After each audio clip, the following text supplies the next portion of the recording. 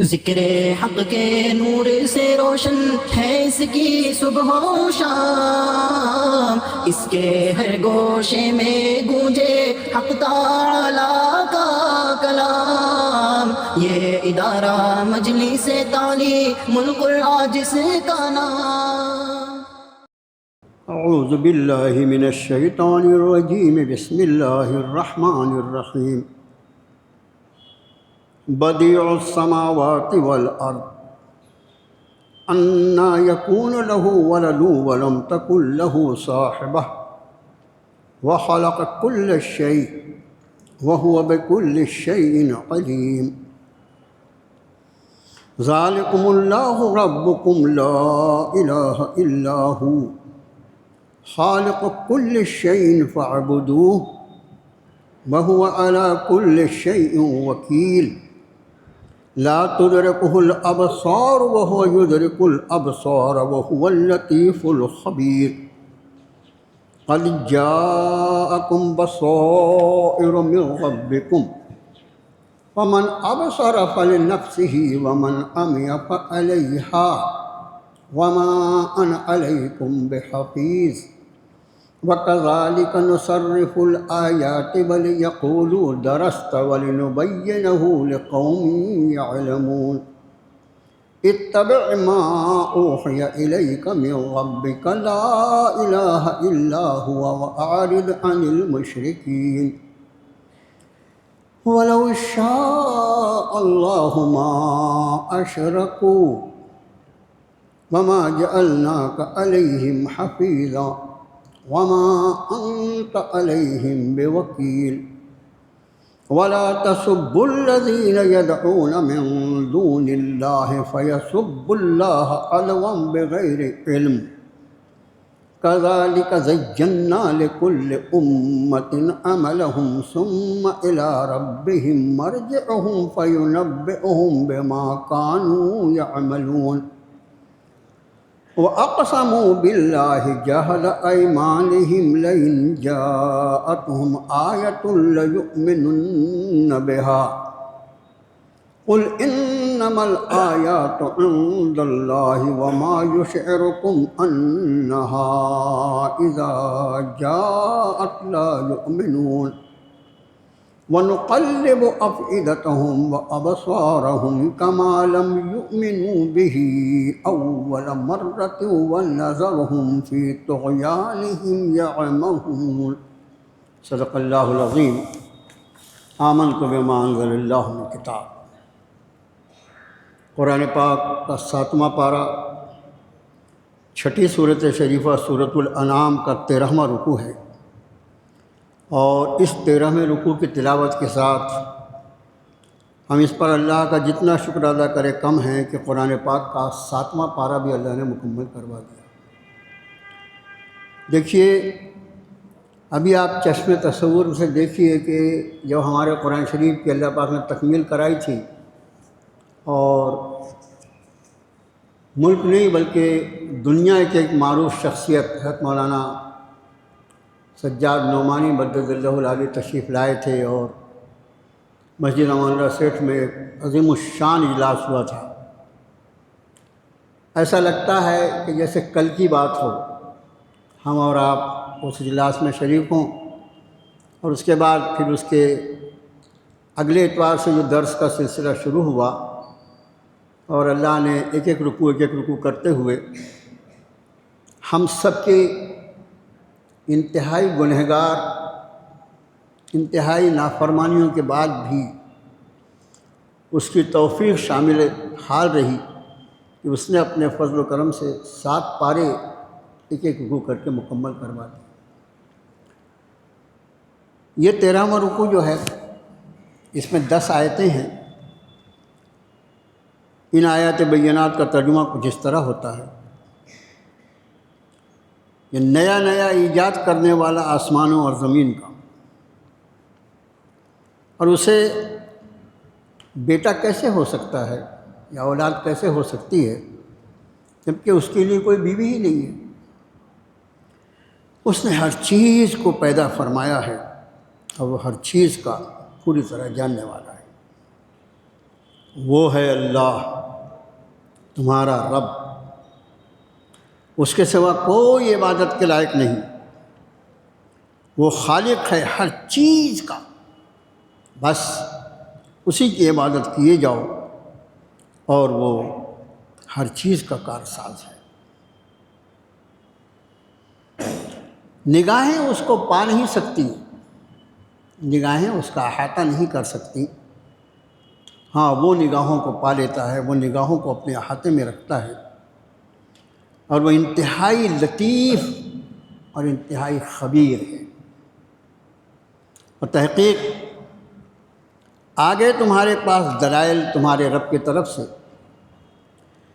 اب جب کوئی آنکھ کھول کر دیکھے گا تو اس کا فائدہ اسی کو پہنچے گا، اور جو کوئی اندھا بنا رہے گا تو اس کا اندھاپا بھی اسی پر آئے گا، اس کا وبال بھی اسی پر آئے گا، اور میں تم پر کوئی نگہبان تھوڑی ہوں۔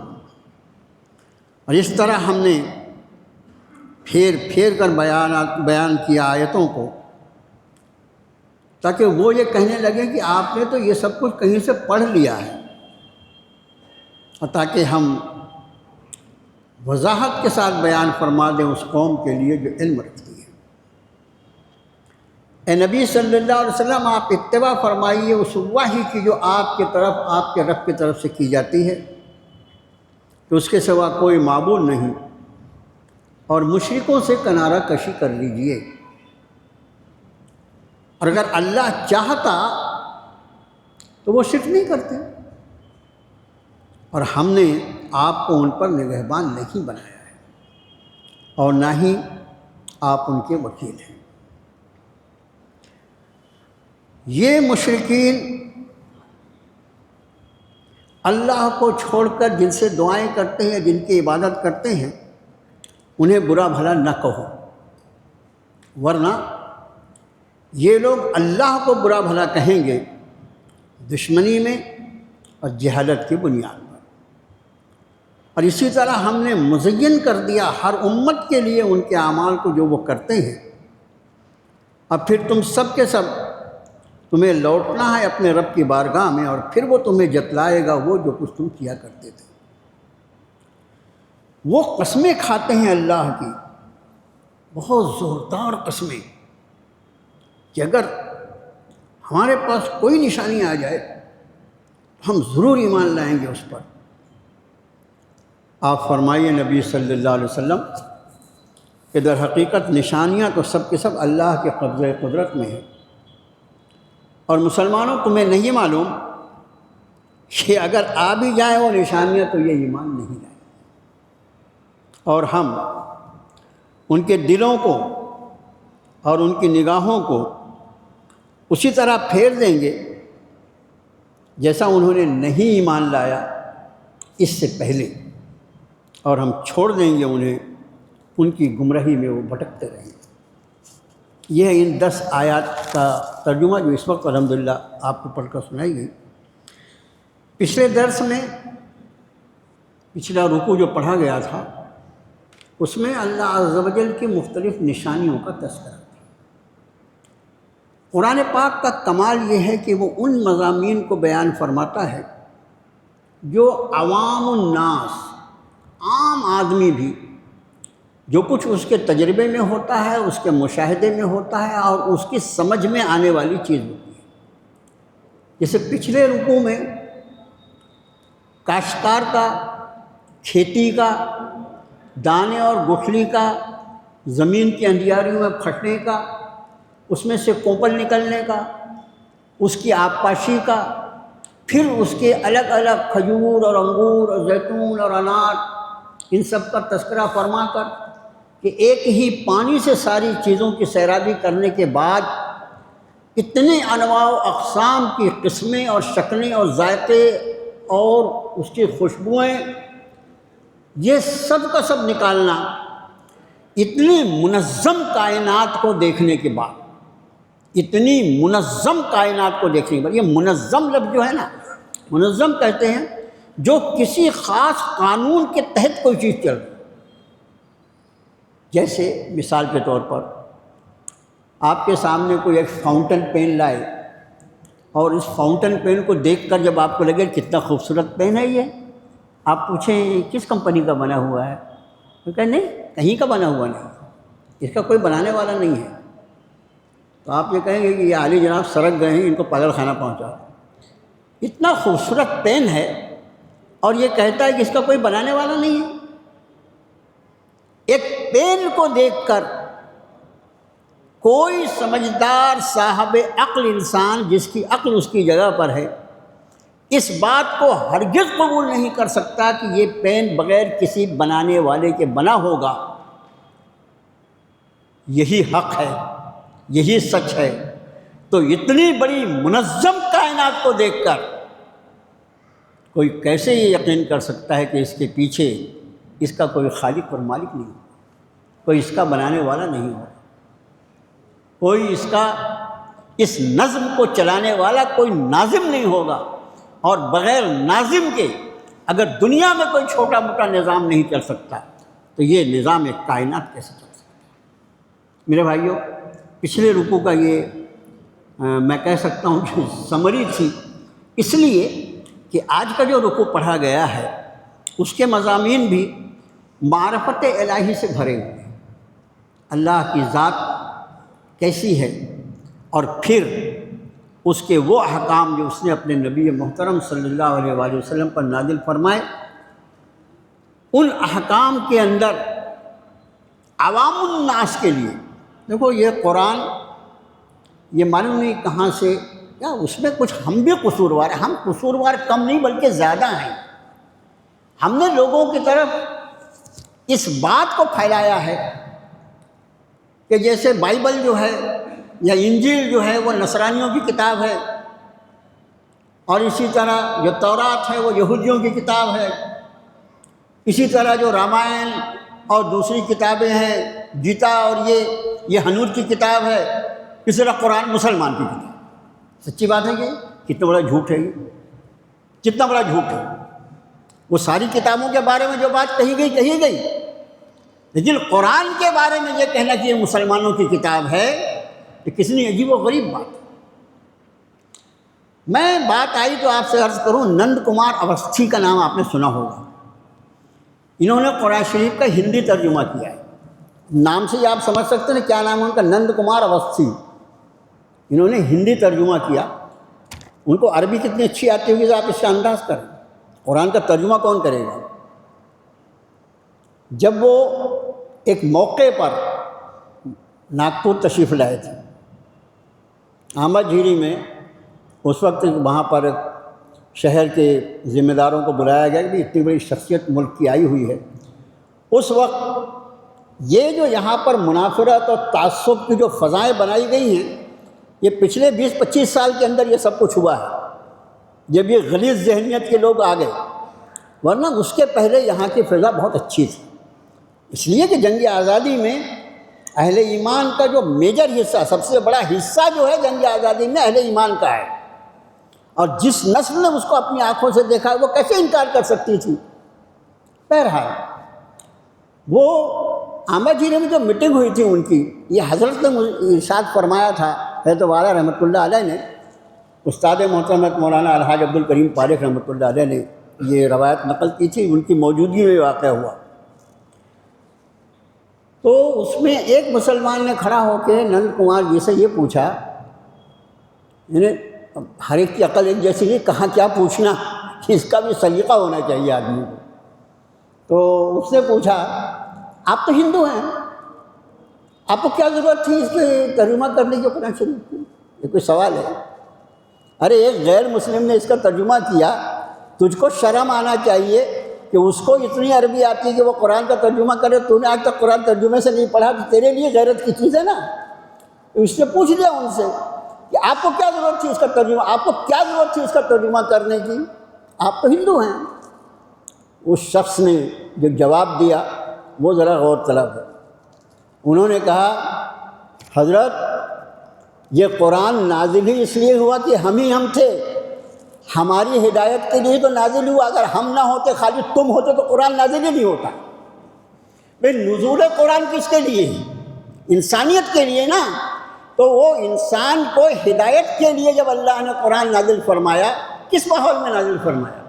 سب سے پہلی آیت اقرأ باسم ربک الذی خلق جب نازل ہوئی اور آپ صلی اللہ علیہ وسلم جب گھر پہ تشریف لائے تو کتنے لوگوں نے سنا اس قرآن کو؟ سوچنے کی بات ہے۔ تو میرے بھائیوں، سب سے پہلی یہ جو غلطی مسلمانوں سے ہوئی، قرآن ہماری کتاب ہے، اس نے کہا بھائی تیری کتاب ہے تو اس کو اپنے سینے سے لگا کے رکھ۔ کہنا یہ چاہیے یہ قرآن میری اور تیری کتاب ہے، یہ اس رب کی طرف سے نازل فرمائی گئی ہے جو میرا بھی رب ہے اور تیرا بھی رب ہے۔ جب اس کو کہا جاتا کہ یہ تیرے رب نے نازل فرمایا ہے تو اس کو اس کا شوق ہوتا کہ میرے رب نے، میرے پالنہار نے کیا نازل فرمایا، ذرا میں بھی تو دیکھوں۔ وہاں پر تو ہم نے جیسے اور چیزوں پر اجارہ داری کی ہے، اس پر بھی اپنی اجارہ داری کی، اور ہماری اس اجارہ داری کا نقصان یہ ہوا کہ غیر اس کو دیکھنے کو بھی تیار نہیں کہ ان کی کتابیں وہ دیکھتے رہیں۔ اب آج کا رکوع سماعت فرمائیے، میں بدیع السماوات والارض، اس کا ترجمہ آپ کے خادم نے کیا نیا نیا ایجاد کرنے والا آسمانوں اور زمین کا۔ اللہ عز و جل کے اسماء مبارکہ میں ایک اسم مبارک ہے البدیع، اور بدیع کا مطلب ہوتا ہے نئی چیزوں کا بنانے والا۔ ہم کو اللہ تعالیٰ نے جو عقل اور علم اور فہم اور ہنر عطا فرمایا ہے، ہم کو کسی بھی چیز کے بنانے کے لیے جو چیز کی سب سے پہلے ضرورت ہوتی ہے وہ ہوتی ہے ڈائیگرام۔ یہ مکان بنانا ہے، 10 بائی 10 کا یہ کمرہ بنانا ہے، کیسا بنے گا بنانا یہ بتاؤ، اس کی کھڑکی کہاں رہے گی، دروازہ کہاں رہے گی، اس کی ہائٹ کتنی رہے گی، چوڑائی کتنی رہے گی، یہ ہے وہ ہے۔ پہلے ڈائیگرام چاہیے، پہلے نقشہ چاہیے۔ اور میرا رب وہ ایسا تخلیق فرمانے والا ہے، ہر چیز کو اس نے بغیر نقشے کے بنایا، اس لیے ہر چیز کا وہ بدیع السماوات والارض، سارے آسمان و زمین کا ایجاد کرنے والا۔ ایک ترجمہ بدیع کا کیا ہے؟ ایجاد کرنے والا، اور ایجاد اس چیز کو کہا جاتا ہے جو نئی نئی بنائی جائے۔ پہلے سے جو چیز موجود ہو اس کو ایجاد نہیں کہا جاتا، پہلے جو چیز موجود ہو اس کو ایجاد نہیں کرتا۔ ایجاد کا لفظ جو ہے نئی چیز کے لیے، تو بدیع البدیع جو ہے اس کا معنی ہوتا ہے ہر چیز کا نیا نیا ایجاد کرنے والا۔ اس آسمان و زمین کی تخلیق، اور میں سمجھتا ہوں کہ صرف زمین و آسمان کے متعلق قرآن شریف نے جن باتوں کو بیان فرمایا ہے، اگر اس مضمون کو بیان کیا جائے تو انشاءاللہ پورا ایک درس لگ جائے گا، پورا ایک درس۔ زمین، اس پر تو ہم بہرحال اللہ نے ہم کو اس پر آباد کیا ہے، لیکن اس زمین پر آباد ہونے کے بعد بھی اس زمین کی خاصیت اللہ نے رکھی ہے کہ منہا خلقناکم وفیہا نعیدکم ومنہا نخرجکم تارۃ اخری، اسی زمین سے ہم نے تم کو پیدا کیا ہے، اسی میں تم کو لوٹائیں گے اور اسی میں سے تم کو دوبارہ کھڑا کریں گے۔ اور اس زمین پر جس پر مجھے اس نے آباد کیا، اس کی کمال تخلیق یہ ہے کہ میں جس دن سے پیدا ہوا اس دن سے لے کر میری موت تک، میرے کفن کا کپڑا جس میں مجھے لپیٹا جائے گا، ان سب کو میرے اللہ نے اسی زمین میں دفن کر کے رکھا ہے، وہ سب اسی زمین سے اللہ نکالتا ہے۔ ایسا اللہ ہے، ایسا اللہ ہے جو اس کالی کالی زمین، اس کی مٹی کی کوئی چٹکی اٹھا کر اپنے منہ میں نہیں ڈال سکتا۔ مٹی ہے نا، کوئی کھاتا ہے کیا مٹی؟ وہ بچے وغیرہ کھاتے ہیں، اگر مٹی کھاتے اس کا علاج کروانا پڑتا ہے، اس کا کیلشیم کم ہو گیا، ڈاکٹر صاحب اس کو انجیکشن دو۔ مٹی کھانے کی چیز ہے کیا؟ لیکن اسی مٹی کی زمین سے میرے اللہ نے مجھے بھی اسی سے پیدا کیا، اور میری ساری ضروریات کو میرے رب نے اسی میں رکھا ہے۔ اور وہ ایسا اللہ ہے کہ قیامت تک آنے والے انسانوں کی ساری ضروریات کو اسی زمین میں دفن کر کے رکھا ہے۔ جب اس شخص کو اس زمین پر بھیجتا ہے تو اس کی ضروریات کو اس کے اپنی زمین سے نکال کر اس کو فراہم فرما دیتا ہے، اور جب اس شخص کو زمین میں دفن کر دیتا ہے تو اس کی ضروریات کے سلسلے کو منقطع کر دیتا ہے۔ ایسا۔ اور پھر یہ آسمان کی حقیقت یہ ہے، ایمانداری کی بات۔ مجھے معلوم ہے کہ ہمارے مجمع میں کافی تعلیم یافتہ لوگ الحمدللہ ہوتے ہیں۔ حقیقت یہ ہے کہ آج کی اتنے ترقی یافتہ دور میں بھی آسمان کی حقیقت سے کوئی بھی واقف نہیں۔ وہ بیچارے، اچھا ان کا ایک کمال یہ ہے کہ جو چیز نہیں جانتے وہ بول دیتے ہم کو نہیں معلوم۔ ایمانداری، دیانتداری ہے۔ میں آپ سے بھی یہ کہتا ہوں، قرآن نے کہا فَاسْأَلُوا أَهْلَ الذِّكْرِ إِن كُنتُمْ لَا تَعْلَمُونَ، جو چیز نہ معلوم ہو جاننے والے سے پوچھو۔ پہلے ہم یہ قبول تو کریں کہ فلاں چیز ہم کو نہیں معلوم ہے، یہاں تو ہم خود ہی علامہ دہر ہیں، ساری چیزوں کا علم تو ہم اپنے آپ پر ختم سمجھتے ہیں، کہاں کسی عالم سے پوچھیں گے، کیوں کسی سے سوال کریں گے۔ اب آسمان کے بارے میں یہ طے شدہ بات کہ آسمان کیا ہے، آج کا جدید سائنس اس کو بتانے سے مکمل طور پر ناکام ہے۔ کسی نے کہا یہ حد نگاہ ہے، کسی نے کہا یہ حد نگاہ ہے، کسی نے کہا کہ یہ گیسز کا، مختلف قسم کی گیسز جو ہوتی ہیں اس کا ایک مجموعہ ہے، بس ان کی طے۔ اس کی وجہ یہ ہے کہ انسان کو اللہ نے وہ حد پرواز عطا ہی نہیں فرمائی۔ یہ چاند اور یہ مریخ اور یہ زحل، یہ بہت قریب کے سیارے ہیں، آسمان کی بلندی، آسمان کو زمین سے کتنے فاصلے پر اللہ نے رکھا۔ ایمانداری کی بات یہ ہے کہ آج کا سائنس اور ٹیکنالوجی بھی خاموش ہے اس کے بارے میں کچھ بتانے، اور قرآن اس آسمان کے بارے میں جو کچھ کہتا ہے وہ دیکھتے بنتا ہے۔ وَالسَّمَاءِ ذَاتِ الْحُبُقِ، قسم اس آسمان کی جس میں راستے بنے ہوئے ہیں۔ اور پھر یہ تو بیچارے پہلے آسمان پر ابھی الجھے ہوئے ہیں، ابھی اس کی حقیقت نہیں جانتے، اور ہم ایمان رکھتے ہیں 7 سماوات، یہ پہلا آسمان، یہ تو ایک آسمان ہے، اس کے اوپر مزید 6 آسمان ہیں۔ ہم 7 آسمان پر ایمان رکھتے ہیں کہ ہمارے رب نے اوپر تلے 7 سماوات، 7 آسمان بنائے۔ قرآن شریف میں ایک جگہ فرمایا وَالسَّمَاءِ ذَاتِ الرَّجْعِ، اس کا ترجمہ عام طور سے کیا جاتا ہے قسم آسمان کی جس سے بارش ہوتی ہے، یہ بھی صحیح ترجمہ ہے، لیکن اس کا ایک دوسرا ترجمہ بھی ہے جس کو حضرت شاہ صاحب رحمۃ اللہ علیہ نے اختیار کیا، اور وہ اس سے بھی زیادہ صحیح ہے کہ رجع کا مطلب ہوتا ہے گھومنے والا۔ قسم اس آسمان کی جو لگاتار چکر لگا رہا ہے، قسم اس آسمان کی جو لگاتار چکر لگا رہا ہے۔ وَالسَّمَاءِ ذَاتِ الرَّجْعِ۔ پھر اس آسمان کے بارے میں خود قرآن نے کہا کہ جب اللہ کے نافرمان بندوں کی روح کو فرشتے لے کر آسمان کی طرف پرواز کرتے ہیں اور آسمان کے پہلے آسمان پر جا کر اس کا دروازہ کھلوانے کی کوشش کرتے ہیں، تو قرآن فرماتا ہے لا تفتح لهم ابواب السماء، ان کے لیے آسمان کے دروازے نہیں کھولے جاتے۔ گویا یہ بھی معلوم ہوا کہ آسمان میں مختلف دروازے بنے ہوئے ہیں جن دروازوں سے انسان کی روح کو اوپر لے جایا جاتا ہے۔ جناب رسول اللہ صلی اللہ علیہ وآلہ وسلم جو قرآن کے شارح اول ہیں اور جن کی ذات بابرکات کو اگر کوئی خدا نخواستہ قرآن کو عالی حضرت نبی کریم صلی اللہ علیہ وسلم کی ذات عالی سے ہٹ کر اگر قرآن سمجھنے کی کوشش کرے تو یہ قرآن سمجھ نہیں سکتا۔ نبی کریم صلی اللہ علیہ وسلم نے فرمایا ہر انسان کے لیے 2 دروازے ہیں، ایک دروازے سے اس کا رزق آتا ہے اور دوسرے دروازے سے اس کے اعمال اوپر کی طرف چڑھتے ہیں، اور فرمایا جب کسی نیک آدمی کی موت واقع ہو جاتی ہے، جب کسی نیک آدمی کی موت واقع ہو جاتی ہے، ظاہر ہے کہ جہاں سے اس کا رزق اتر رہا تھا اور جہاں سے اس کے اعمال جا رہے تھے دونوں سلسلہ بند ہو جائے گا۔ تو سرکار نے فرمایا کہ وہ دروازے جہاں سے مومن کا رزق اترتا ہے اور جہاں سے اس کے اعمال چڑھتے ہیں، اس کی موت پر وہ دروازے بھی روتے ہیں، وہ دروازے بھی اس کی موت پر روتے ہیں۔ ہم تو یہاں گنتے ہیں کہ ہمارے پیچھے کتنے رونے والے ہیں، ارے اپنے آپ کو مومن تو بناؤ، تمہاری موت پر آسمان کے دروازے کہاں سے بہیں۔ اب بدیع السماوات والارض، ایجاد کرنے والا آسمانوں اور زمین کا، نیا نیا بنانے والا آسمان و زمین کا، یا سیدھا ترجمہ آسمان و زمین کا پیدا کرنے والا، تینوں ترجمے آپ کو ملیں گے۔ انا یکون لہ ولد ولم تکن لہ صاحب، کیسے ہو سکتی ہے اس کو کوئی اولاد جبکہ اس کو بیوی نہیں۔ یہاں پر ایک عام سی بات مشرکین میں، ملحدین میں، مجرمین میں، نافرمانوں میں الگ الگ طبقے ہیں۔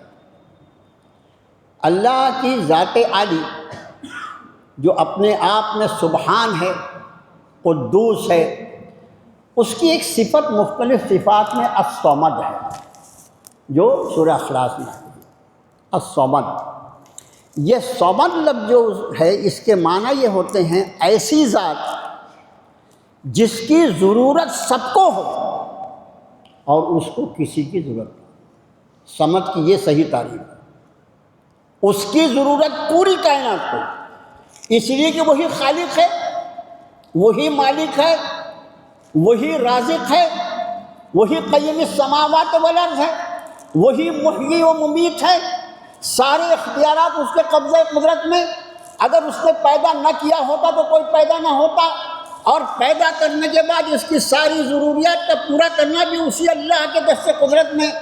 پوری کائنات اس کے آگے مجبور محض، جسے قرآن نے کہا یا ایھا الناس انتم الفقراء الی اللہ واللہ هو الغنی الحمید، اے انسانوں تم سب کے سب اللہ کی بارگاہ میں فقیر ہو۔ جب اس کائنات میں سب سے اشرف مخلوق جو ہے اگر وہ اللہ کی بارگاہ میں فقیر ہے تو دوسری مخلوقات کا کیا گنتی ہوگی؟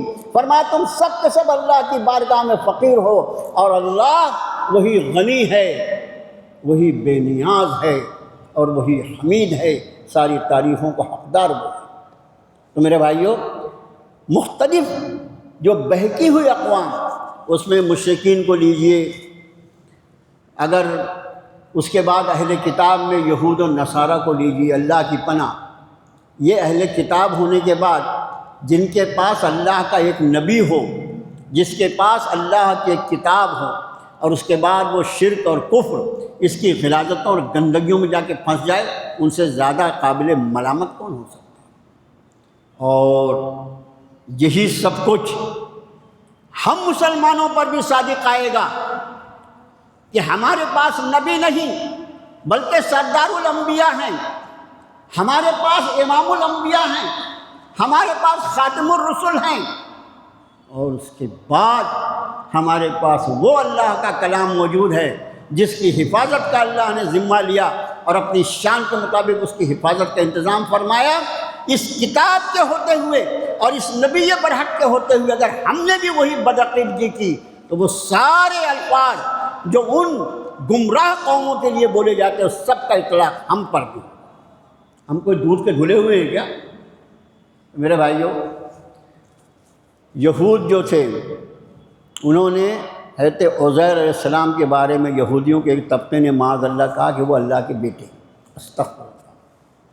اور عیسائیوں کا تو عام عقیدہ دنیا جانتی ہے کہ انہوں نے حضرت عیسیٰ روح اللہ کے بارے میں کیا کچھ کہا اور کیا بدعقیدگی کو پھیلایا۔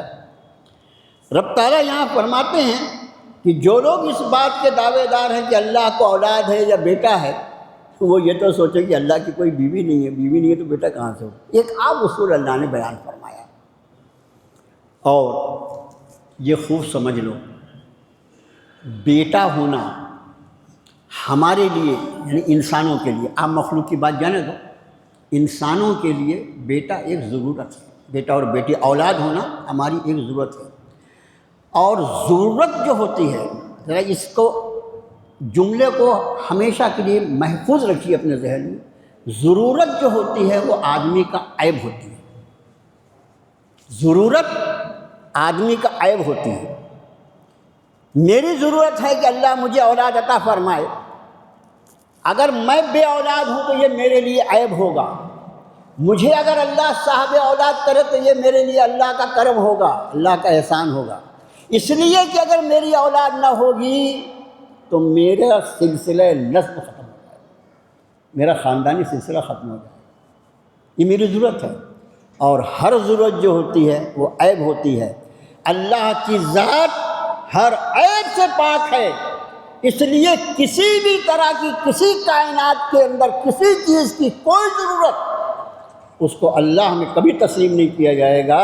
اس کا خیال رکھو، اللہ کی ذات کی سبحانیت، اس کا تقدس جو ہے وہ ہر عیب سے پاک ہونے کا ایک معنی یہ ہے کہ اس کو کسی کی کوئی ضرورت ہی نہیں۔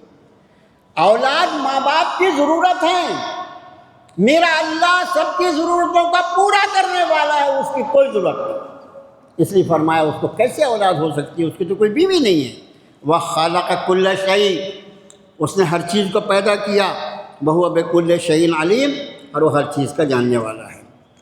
ذالکم اللہ ربکم، یہ ہے اللہ تمہارا رب۔ کتنا پیارا، یہ ہے اللہ تمہارا رب۔ تم جاننا چاہتے ہو جناب محمد الرسول اللہ صلی اللہ علیہ وسلم تمہیں کس اللہ پر ایمان لانے کی دعوت دے رہے ہیں؟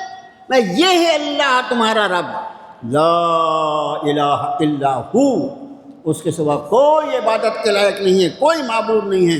خالق کل شیء، ہر چیز کا خالق ہے، ہر چیز کا خالق ہے۔ وَاعْبُدُوهُ، بس اسی کی عبادت کیے جاؤ۔ وَهُوَ عَلَىٰ كُلِّ شَيْءٍ وَكِيلٌ، اور وہی ہر چیز کا کارساز ہے۔ اب اس کے بعد کی آیت جو ہے یہ ذرا بڑا، یعنی ایسا مضمون جو قرآن شریف میں ایک ہی دو جگہ ہے، میں لا تدرکہ الابصار، نگاہیں اسے پا نہیں سکتی۔ میں نے عرض کیا نا کہ یہ صورت شریفہ جو ہے یہ اللہ عز و جل کی تعارف والی صورت ہے، اللہ کی پہچان، معرفت الہی، کیسا ہے میرا اللہ۔ اور جتنی اللہ عز و جل اپنے کسی بندے پر اپنے معرفت کی حقیقت کو کھولتے ہیں، اسی درجے میں وہ اللہ کا بندہ جو ہوتا ہے وہ ولایت کے درجات کو طے کرتا ہے۔ معاملہ یہ مقام ولایت جو ہے یہ معرفت الہی ہے، اللہ کو پہچان۔ فرمایا لا تدرکہ الابصار، اسے نگاہیں نہیں پا سکتی۔ اس کا ترجمہ ہے مولانا خالد سیف اللہ رحمانی صاحب نے عجیب کیا، انہوں نے ترجمہ کیا اس کا لا تدرکہ الابصار، یہ ترجمہ جو ہے آسان تفسیر سے ہے مولانا رحمانی صاحب کا۔ وہ فرماتے آنکھیں اس کی دیدار، آنکھیں اس کا دیدار نہیں کر سکتی، ایسا سیدھا ترجمہ انہوں نے کیا۔ یہ مولانا خالد سیف اللہ رحمانی ترجمہ ہے۔ اور اس کے علاوہ ان کے علاوہ دوسرے علماء کا ترجمہ نگاہیں اسے پا نہیں سکتی، نگاہیں اسے دیکھ نہیں سکتی، نگاہیں اس کا احاطہ نہیں کر سکتی، یہ عام ترجمے۔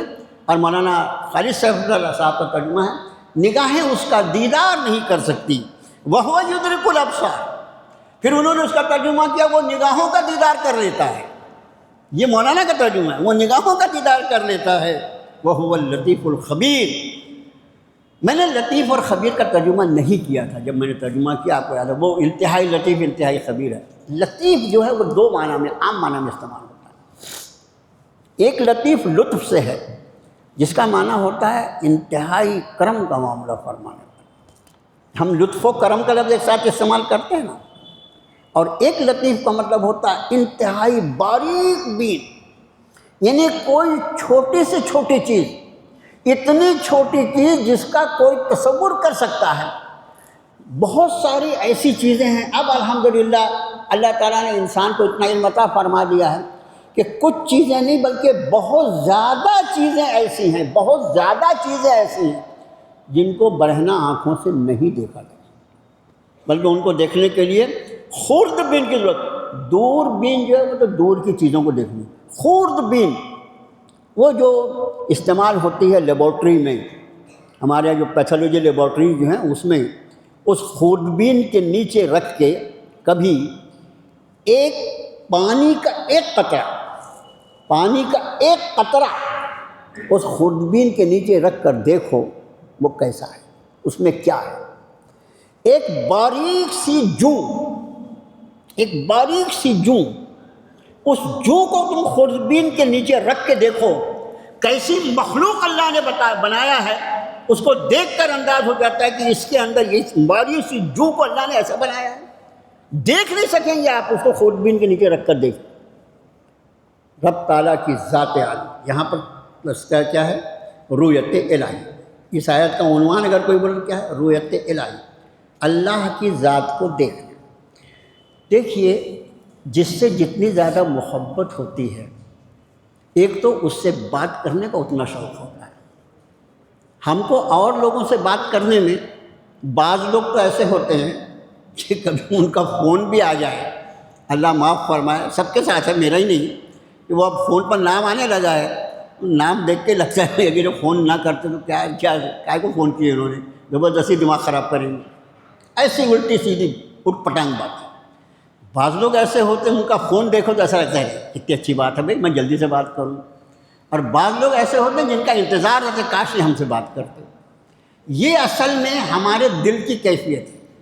جس سے جتنی محبت ہوتی ہے اس سے اتنا بات کرنے کا جی چاہتا ہے.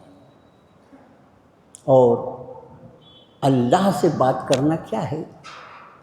اللہ سے بات کرنا کیا ہے؟ یہ کلام اللہ ہے. یہ کیا ہے؟ کلام اللہ ہے. یہ کلام اللہ کا مطلب ہی ہوتا ہے کہ اس کی تلاوت یعنی اپنے رب سے شرف ہم کلامی. کلام اللہ ہے، یہ اللہ کا کلام ہے. یہ حقیقت ہے کہ جس سے جتنی زیادہ محبت ہوتی ہے اس سے اتنا زیادہ بات کرنے کا جی چاہتا ہے. کیسے مسلمان ہو کہ 11 مہینے گزر جاتے ہیں اور قرآن پاک گھر میں دھول کھاتا پڑا رہتا ہے، تم جزدان کھول کے دیکھنے کو تیار نہیں. تم کو اللہ سے شرف ہم کلامی کا ہمیشہ موقع موجود ہے اور تم اس کے کلام کو کھول کر اس سے کلام کرنا نہیں چاہتے. اور پھر جس سے جتنی محبت ہو اس کو اتنا زیادہ دیکھنے کا شوق ہوتا ہے. امر واقع ہے. ہماری آل اولاد، کون شخص چاہتا ہے کہ اس کی اولاد اس کی آنکھوں سے باہر دور ہو؟ ہر شخص چاہتا ہے میری اولاد، میرا بچہ، میرا پوتا، میرا فلاں، میری ڈھیکاں میرے سے قریب رہے، دیکھنے کا میری نگاہوں کے سامنے ہونا چاہیے. اب اسی محبت اور اسی تعلق کا ایک واقعہ ہے جسے قرآن میں ہم اور آپ تلاوت کرتے رہتے ہیں. ایک اپنے نبی کے لیے فرمایا وَكَلَّمَ اللَّهُ مُوسَىٰ تَكْلِيمًا. اللہ نے حضرت موسیٰ سے کلام فرمایا. اللہ نے حضرت موسیٰ سے کلام. وَكَلَّمَ اللَّهُ، یہاں پر کلم اللہ کا ترجمہ کیا ہے؟ اللہ نے کلام فرمایا حضرت موسیٰ سے. ہم لوگ کیا بولتے ہیں؟ حضرت موسیٰ نے کلام فرمایا اللہ سے. الٹا ہو گیا بھائی. حضرت موسیٰ نے کلام نہیں فرمایا، اللہ نے کلام فرمایا. اللہ نے یہ شرف عطا فرمایا اپنے اس نبی کو کہ اللہ نے ان سے کلام فرمایا. جب اللہ عز و جل ان سے کلام فرماتے تھے تو ان کی کیا کیفیت ہوتی تھی؟ یہ ایسا واقعہ ہے کہ پوری دنیا میں کچھ ایسے واقعات قرآن کی روشنی میں ہمارے سامنے آتے ہیں جو بالکل اپنے آپ میں اکلوتے ہیں. جیسے حضرت مریم کو جب اللہ نے بغیر باپ کے اولاد عطا فرمایا، دنیا میں کوئی عورت اس کے پہلے اور بعد ایسی نہیں گزری جو اس تکلیف کو جانتی ہو کہ اللہ کسی عورت کو بغیر باپ کے اولاد عطا فرمائے. کوئی نہیں جانتا. جس آزمائش سے حضرت مریم کو گزارا گیا، اس لیے حضرت مریم کا اتنا اعلیٰ مقام. ٹھیک اسی طرح جب جناب موسیٰ کلیم اللہ سے اللہ نے گفتگو فرمائی، کلام فرمایا، قرآن کے الفاظ وَأَنَا اخْتَرْتُكَ فَاسْتَمِعْ لِمَا يُوحَىٰ، میں نے تمہیں چن لیا ہے موسیٰ. وَأَنَا اخْتَرْتُكَ فَاسْتَمِعْ لِمَا يُوحَىٰ، سنو جو کچھ تم پر وحی کی جاتی ہے. اِنَّنِي أَنَا اللَّهُ لَا إِلَٰهَ إِلَّا أَنَا فَاعْبُدْنِي وَأَقِمِ الصَّلَاةَ لِذِكْرِي. ہم اللہ ہوں. کیا فرمایا اللہ نے؟ پہلا کلام ہے یہ. اِنَّنِي أَنَا اللَّهُ، بے شک میں اللہ ہوں. لا الہ الا انا، میرے سوا کوئی معبود نہیں. فاعبدنی، بس عبادت سیکھنے کی. اور اس کے بعد جب جناب موسیٰ سے اللہ کلام فرماتے تھے تو مفسرین فرماتے ہیں حضرت موسیٰ کلیم اللہ کے اپنے تجربے کا بیان فرماتے ہوئے کہ جب رب کائنات کر ہم سے جب کوئی بات کرتا ہے، اس وقت آپ کہاں سے سن رہے ہیں؟ کان سے سن رہے ہیں نا. میری زبان سے اللہ پاک کچھ کہلوا رہے ہیں، آپ اپنے کانوں سے سن رہے ہیں، اور یہ اللہ کا بنایا ہوا قاعدہ ہے. لیکن جب رب کائنات جناب موسیٰ سے کلام فرماتے تھے تو مفسرین یہ فرماتے ہیں کہ جناب موسیٰ کا پورا بدن، پورا سراپا جو تھا وہ سراپا کان بن جاتا تھا. پورا بدن کان بن جاتا تھا. اور جب وہ آواز اللہ عز و جل کی تھی تو ظاہر ہے کسی ایک طرف سے آنے کا سوال ہی نہیں، ہر طرف سے ایک جیسی آواز. بار بار کلام فرمایا رب کائنات نے اپنے موسیٰ سے. اسی لیے کہا وَكَلَّمَ اللَّهُ مُوسَىٰ تَكْلِيمًا. موسیٰ سے تو اللہ نے کلام فرمایا. اور میں نے عرض کیا کہ جس سے جتنی محبت ہوتی ہے اس کو اتنا کلام کرنے کا جی چاہتا ہے، پھر اتنا ہی اس کو دیکھنے کا جی چاہتا ہے. اور حضرات پیغمبروں سے، حضرات انبیاء سے زیادہ اللہ سے محبت کرنے والا کون ہو سکتا ہے؟ ایک دن جناب موسیٰ نے اپنی درخواست رکھی دی، قال رب ارینی انظر الیک، یہ سورہ اعراف ہے، قال رب ارینی انظر الیک۔ دیکھو یہاں عربی قرآن شریف میں دیکھنے کے لیے 3 الفاظ استعمال ہیں، را، نظرہ اور بصرہ۔ قرآن شریف کا ترجمہ ہمارے اکثر ساتھیوں کو الحمدللہ آتا ہے، را، نظرہ اور بصرہ، تینوں لفظ دیکھنے کے لیے، اور تینوں کے معنی میں بہت فرق ہے، وہ یہ موقع نہیں ہے۔ 2 لفظ ایک ساتھ آئے، رب ارینی انظر الیک، اس کا ترجمہ آپ کا خادم کرے، پروردگارا مجھے دکھا دے، ایک نظر تجھے دیکھ، پروردگارا رب ارینی، میرے رب مجھے دکھا دے، انظر الیک، ایک نظر تجھے دیکھ لوں۔ حضرت حق نے جواب قال لن ترانی، حضرت حق نے فرمایا نہیں، تم مجھے ہرگز نہیں دیکھ سکتے۔ یہ لن کا لفظ جو ہوتا ہے اس کا ترجمہ ہرگز، لن ترانی، ہرگز نہیں۔ لیکن اللہ کے کلیم ہے، رب تعالیٰ نے تعریف قلب کے لیے فرمایا وَلَكِنِ انظُرْ إِلَى الْجَبَلِ فَإِنِ اسْتَقَرَّ مَكَانَهُ فَسَوْفَ تَرَانِي، موسیٰ اس پہاڑ کی طرف دیکھو، اگر وہ اپنی جگہ پر قائم رہا، اگر وہ اپنی جگہ پر قرار پکڑے رہا تو تم مجھے دیکھ سکو گے۔ پہلے تو رب نے فرمایا قال لن ترانی ولکن انظر الی الجبل فإن استقر مکانہ، اگر وہ اپنی جگہ پر رکا رہا، ٹھہرا رہا تو فسوف ترانی، پھر تم مجھے دیکھ سکو گے۔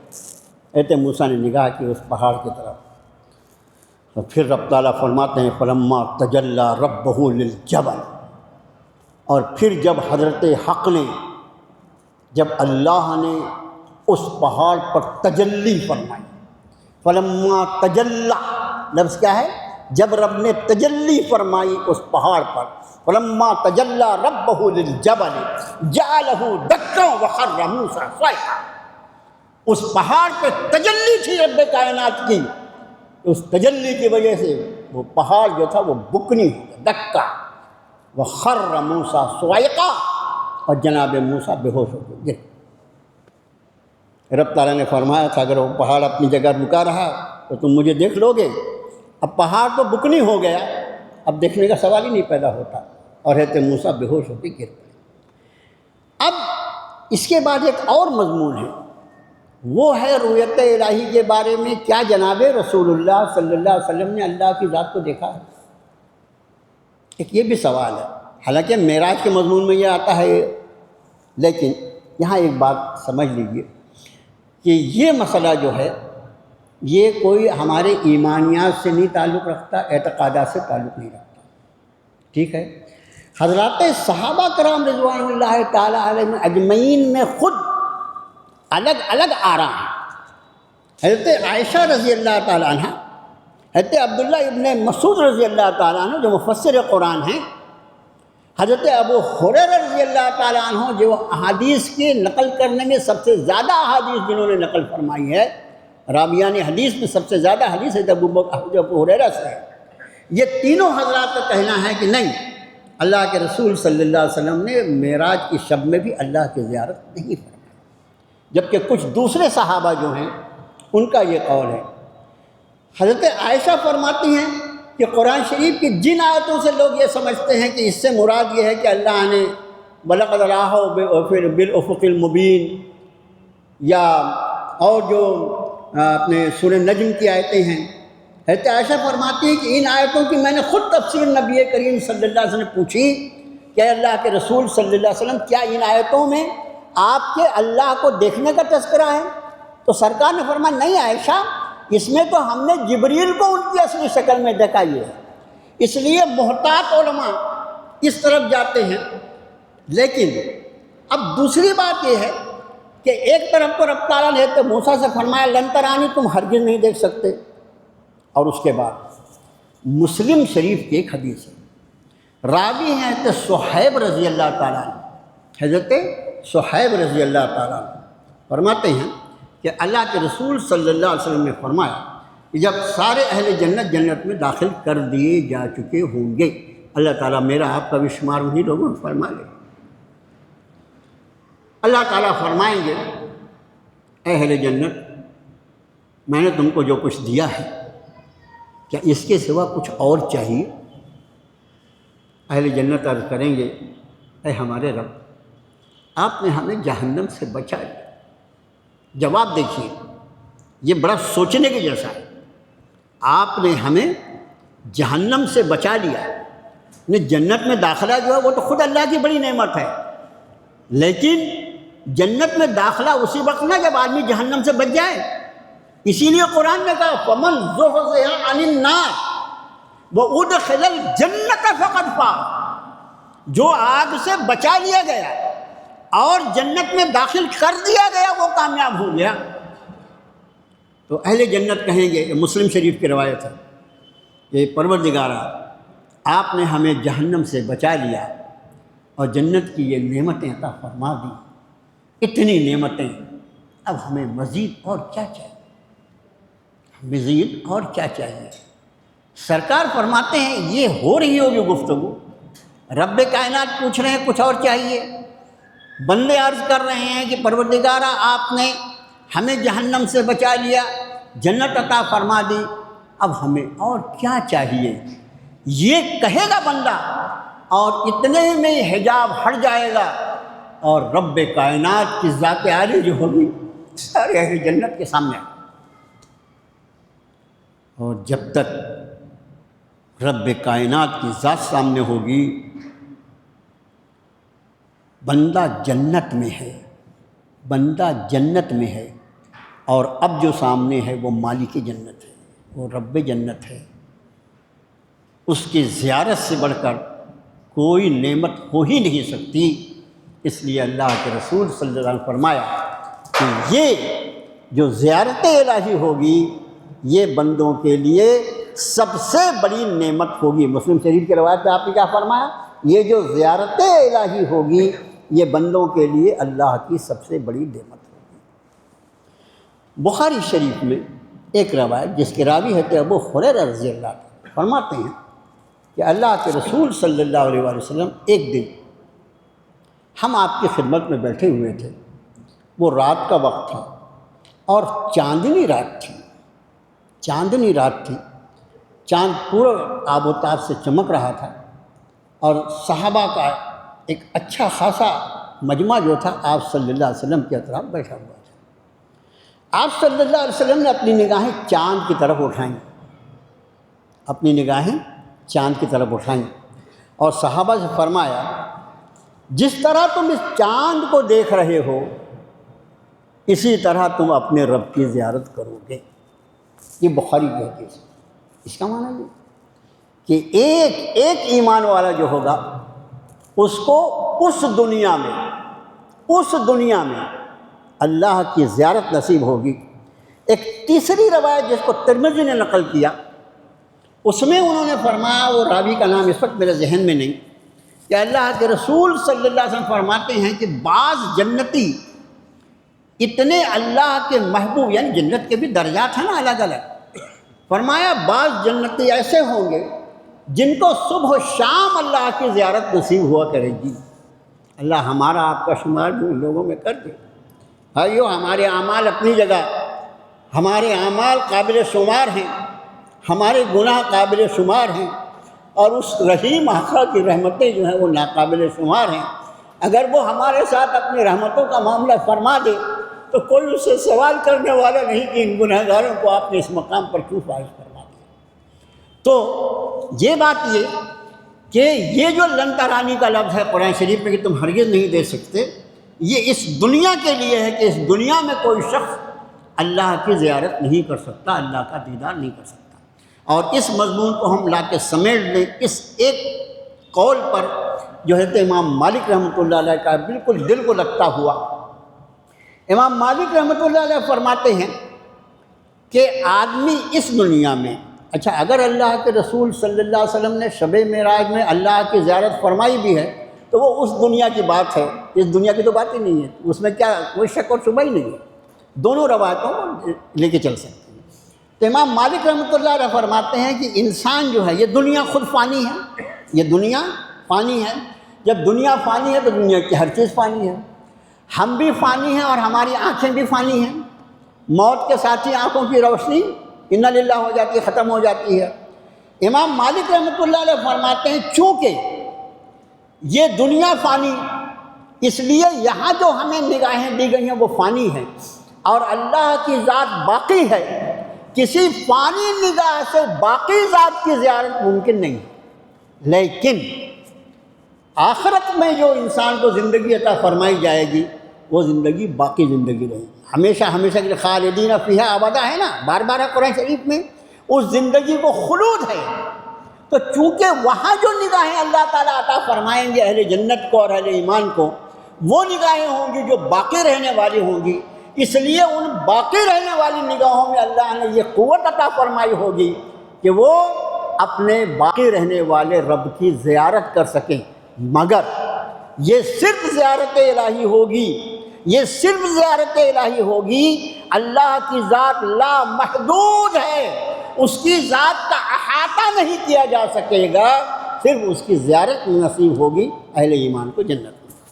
لا تدرکہ الابصار وہو یدرک الابصار وہو اللطیف الخبیر، نگاہیں اسے پا نہیں سکتی، وہ نگاہوں کو پا لیتا ہے، وہو اللطیف الخبیر، وہ انتہائی لطیف انتہائی خبیر ہے۔ لطیف کے دو معنی جیسا میں نے عرض کیا، ایک لطیف کا معنی انتہائی لطف و کرم کرنے والا، یہ بھی اللہ کی صفت ہے، اور دوسرا لطیف کا معنی انتہائی باریک چیزوں کو دیکھنے والا، دونوں صفات اللہ کی ہیں۔ خبیر ساری چیزوں سے باخبر ہے۔ اب درس کا وقت دیکھتے ہوئے بیچ کی کچھ آیتیں معذرت کے ساتھ چھوڑتے ہیں۔ ایک آیت جو آیت نمبر 108 ہے اس پر کچھ عرض کریں۔ رب نے فرمایا کہ وَلَا تَسُبُّوا الَّذِينَ يَدْعُونَ مِن دُونِ اللَّهِ فَيَسُبُّوا اللَّهَ عَدْوًا بِغَيْرِ علم، تم ان لوگوں کو برا بھلا نہ کہو۔ سین بے لفظ جو سین ڈبل بے، یہ لفظ آپ لغت میں دیکھیں گے تو اس کا ایک ترجمہ ملے گا گالی دینا، گالی دینا، برا بھلا کہنا۔ تو فرمایا وَلَا تَسُبُّوا الَّذِينَ يَدْعُونَ مِن دُونِ اللَّهِ، اور نہ تم برا بھلا کہو ان لوگوں کو جنہیں یہ پکارتے ہیں اللہ کو چھوڑ کر، من دون اللہ، اللہ کو چھوڑ کر۔ ظاہر ہے کہ عبادت کے لائق صرف اللہ کی ذات، اس کو چھوڑ کے جس کو بھی پکارا جائے وہ سب کے سب اس میں شامل۔ میں وَلَا تَسُبُّوا الَّذِينَ يَدْعُونَ مِن دُونِ اللَّهِ، جن لوگوں کو یہ اللہ کو چھوڑ کر پکارتے ہیں یا پوجتے ہیں یا عبادت کرتے ہیں تم انہیں برا بھلا نہ کہو۔ فَيَسُبُّ اللَّهَ عَدْوًا بِغَيْرِ عِلْمٍ، ورنہ یہ اللہ کی ذات عالی کو اپنی جہالت اور اپنی بغاوت کی وجہ سے اللہ کی ذات عالی کی شان میں گستاخی کریں گے۔ الحمدللہ ثم الحمدللہ، مسلمان جو اس قرآن پر ایمان رکھتا ہے اور قرآن ہی اس کی زندگی کی گزارنے کا اصل میں قانون حیات ہے۔ اب کتنا اس میں پکڑ رکھا کتنا نہیں، یہ حکم جو ہے، اب آپ انداز فرمائیں کہ اللہ کے سوا جن کو پوجا جاتا ہے ان کی حقیقت کیا ہے۔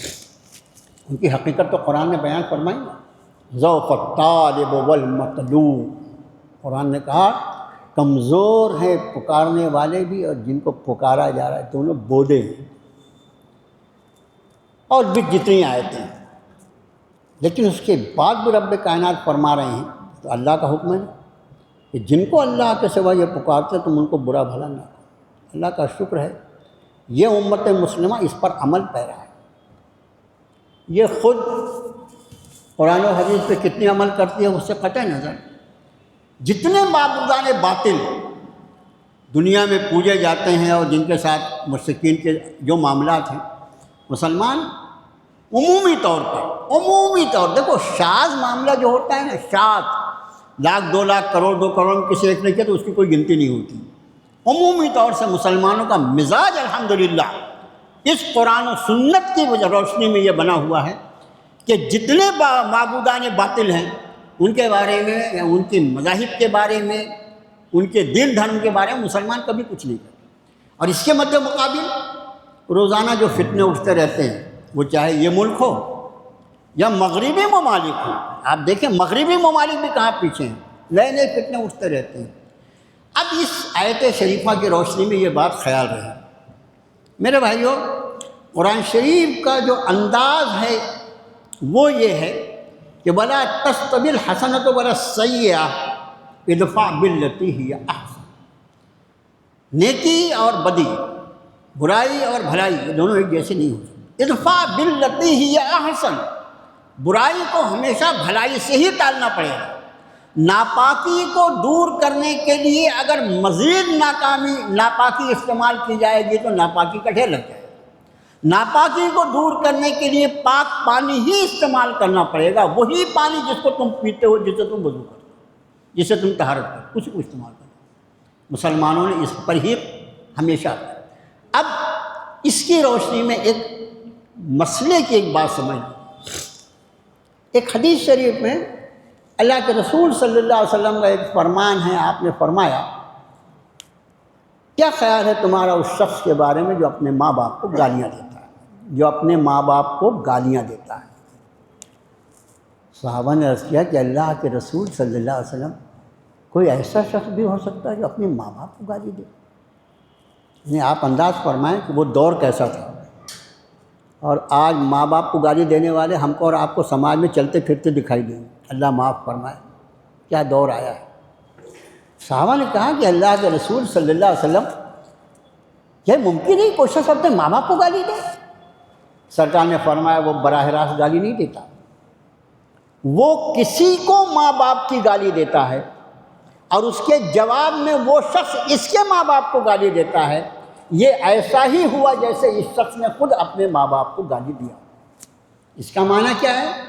مسئلہ ہمارے مفسرین اور محققین یہ بیان فرماتے ہیں کہ اگر آدمی سے کوئی ایسا کام ہو، کسی گناہ کی اگر یہ وجہ بنے گا تو یہ سمجھ لو کہ خالی وجہ بننا بھی کافی ہوگا اس گناہ میں شریک ہونے کی۔ تو کوئی ایسی کام نہ کیا جائے جس کی وجہ سے سامنے والا جھنجلا کر ہمارے دین پر، ہمارے اسلام پر، اس دین پر جو اللہ کا پسندیدہ دین ہے اور جو دلائل پر کھڑا ہوا ہے، براہین پر کھڑا ہوا ہے، یہ کوئی قصے کہانیاں خواب میں آیا اور ایسا ہوا، یہ بکواس کا دین نہیں ہے۔ یہ دین جو ہے حقائق کا دین ہے۔ خواب کی اپنی اہمیت ہے لیکن یہ خواب کے اوپر مسائل نہیں طے ہوتے۔ آپ سمجھیں، یہاں پر جو چیز ہے، ہمارے جو احکام اور مسائل ہیں وہ دلائل پہ کھڑے ہوئے ہیں، سارے کے سارے مسائل میں دلائل پہ کھڑے ہوئے ہیں۔ یہاں پر کوئی ایسی بات جو انسانی عقل کے خلاف ہو یہاں آپ کو اس پورے دین میں کہیں نہیں ملے۔ بس بات اس پر ختم کرتے ہیں کہ اس کا خیال رہے۔ ابھی بھی امت الحمدللہ اس پر قائم ہے، اور غیر اگر یہ وہ تو بیچارہ اندھا ہے نا، وہ اندھا ہے، اس کی حقیقت قرآن نے کہا اولئک کالانعام بل ھم اضل، چوپایوں کے جیسے ہیں، چوپائے سے بدتر ہیں۔ وہ جو حرکتیں کرتے ہیں اس کے جواب میں ہرگز یہ کام نہ کیا جائے کہ کسی کا دین مذہب ہو، اس کا ماننے والا وہ جواب دے اللہ کی بارگاہ میں، اس کے بارے میں کوئی بات کہی جائے جس کی وجہ سے وہ خدا نخواستہ ہمارے دین پر کوئی عیب نکالے یا ہمارے دین کی کسی طرح سے کہنا چاہیے کہ وہ اس کے خلاف کوئی بات کہے۔ ہمیں اس سے بہت پرہیز کرنا چاہیے۔ بس اللہ سے دعا ہے۔ آپ کو معلوم ہوگا یہ کہ بڑی عجیب خبر ہے کہ 16 نومبر کو دلی میں جو بہت بڑا اجلاس ہونے والا تھا جس میں پورے ملک سے مسلمان جمع ہوتے ہیں انشاءاللہ، اور جس کا پرمیشن حکومت وقت 3 مہینہ پہلے دیا تھا رام لیلا میدان پر، یہ اوقاف کے بارے میں، جو انہوں نے اوقاف کے بارے میں جو قانون بنایا ہے، اب تو قانون بن گیا نا، اس کے خلاف میں All India Muslim Personal Law Board اور جمعیت العلماء اور دوسری دینی تنظیموں کی قیادت میں ایک زبردست اجلاس ہونے والا تھا پورے ملک سے۔ اللہ ہی بہتر جانتا کتنے لوگ نا، لیکن 3 مہینہ پہلے دیے گئی تاریخ کو کل ان ظالموں نے اس کے پرمیشن کو رد کر دیا کہ وہ میدان جو ہے وہ دلی حکومت جو ہے اس کو ضروری کام ہے وہاں پر، ابھی تم کو جو پرمیشن دیا گیا تھا اس کو رد کیا جاتا ہے۔ یہ کھلا ہوا ثبوت ہے کہ مسلمانوں کی یکجہتی، مسلمانوں کا اتحاد اور اوقاف کے تعلق سے جو مسلمانوں میں اللہ نے اپنے فضل و کرم سے جو بیداری پیدا کی، اس کو دیکھ کر حکومت کو پسینہ آ گیا، ڈر گئے یہ لوگ، خوف میں آ گئے۔ اتنے مسلمان جمع ہوں گے تو وہاں صرف نعرے بازی تھوڑی ہوتی، علماء آ رہے تھے، وہاں نعرے بازی نہیں ہوتی، وہاں کیا ہوتا، وہاں بتایا جاتا اوقاف کی اہمیت کیا ہے اور یہ ہے، اور اس کے بعد اللہ کی بارگاہ میں ہاتھ اٹھا کے دعا کی جاتی، اتنے اہل اللہ جمع ہوتے، نہ جانے کس کی دعا کی کیا تاثیر ہوتی، اور ان پر ایسا تعزیہ پڑتا اللہ کی طرف سے جن کے ہوش ٹھکانے ہو جاتے، ڈر کے مارے انہوں نے اس کو رد کر دیا ہے۔ یہ میں نے بات اس لیے عرض کی کہ آج کل سوشل میڈیا جو ہے، سبھی کو معلوم ہے سوشل میڈیا، 16 نومبر کو آج ہم 8 نومبر میں تو بیٹھے ہوئے ہیں، بلکہ 9 نومبر میں بیٹھے ہوئے ہیں۔ 16 نومبر کو ایک ہی ہفتہ، اگلے ہی ہفتہ تھا نا، لیکن وہ پرمیشن رد کر دیا، کل انہوں نے اس کو رد کیا ہے۔ اور اس سے مطلب یہ ہے کہ آپ کا اتحاد جو ہے اس نے سامنے والے کو سوچنے پر مجبور کر دیا ہے۔ اللہ سے دعا اللہ تعالیٰ امت مسلمہ کی حفاظت فرمائے، ہمارے اوقاف، ہماری مساجد، ہمارے مدارس، ہماری خانقاہیں، اللہ ہماری جان مال، ہمارے کھیت کھلیان، ہمارے بوڑھے، ہمارے بچے، ہماری خواتین، ہماری بہنیں بیٹیاں، ہماری بوڑھیاں، اللہ ان سب کی حفاظت فرما۔ اللہ ہم نے گناہ کر کے، ہم نے نافرمانی کر کے آپ کے احکام کو توڑا، اللہ ہم آپ کے مجرم ہیں، اللہ آپ ہمیں معاف فرما دیجئے، اللہ آپ ہمیں معاف فرما دیجئے، اللہ آپ ہمیں معاف فرما دیجئے، اور ان ظالم حکمرانوں سے اب ہمیں نجات عطا فرما دیجئے۔ وصلی اللہ تعالیٰ علی خیر خلقہ محمد و آلہ و صحبہ اجمعین۔